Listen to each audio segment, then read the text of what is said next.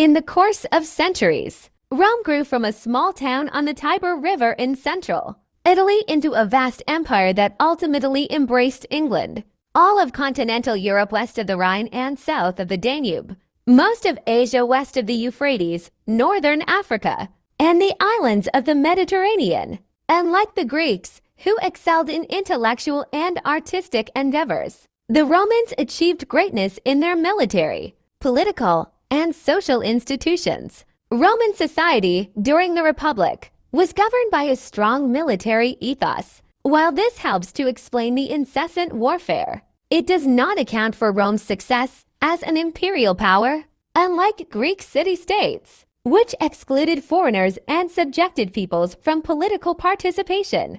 Rome from its beginning incorporated, conquered peoples into its social and political system.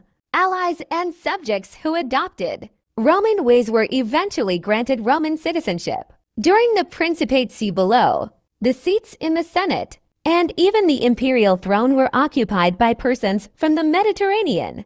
Rome outside Italy, the lasting effects of Roman rule in Europe can be seen in the geographic distribution of the Romance languages Italian, French, Spanish, Portuguese, and Romanian, all of which evolved from Latin, the language of the Romans. The Western alphabet of 26 letters and a calendar of 12 months and 365. 25 days are only two simple examples of the cultural legacy which Rome has bequeathed Western civilization, the larger historical period spanning from the output of ancient Greek author Homer in the 8th century BCE to the decline of the Roman Empire in the 5th century CE is known as classical antiquity, encompassing Greco-Roman culture, playing a major role in the Mediterranean sphere of influence and in the creation of Western civilization, and shaping areas as diverse as law, architecture, art, language,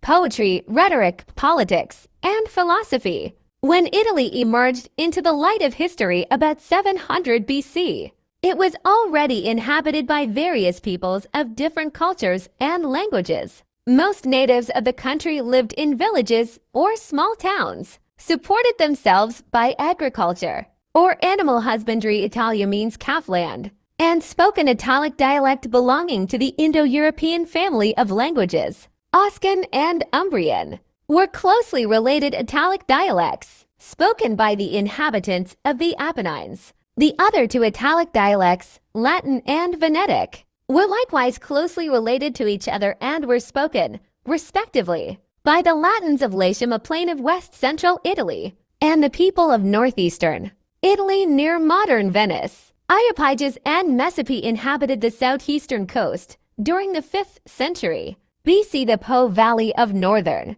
Italy, Cisalpine Gaul, was occupied by Gallic tribes who spoke Celtic and who had migrated across the Alps from continental Europe.